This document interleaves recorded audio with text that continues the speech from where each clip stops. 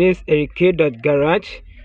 Today I'm here to show you how you can fill your Camry 2013 Toyota Camry SC. Yes, see this boot over there. You lose that boot before you can fix it. Where this boot is the back of the gearbox. Yes, you can see this gearbox. The starter is at the top of the gearbox. So this 2013 model of Camry SC.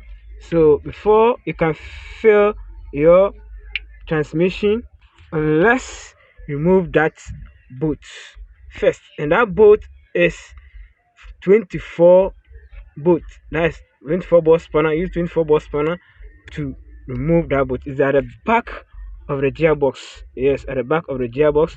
And before you can do this, unless you remove the tie, you can see the tie have been removed, and then you can identify where this bolt actually is. So after that, you use your 24 ball spanner with long extension and ratchet, and then loose the bolts.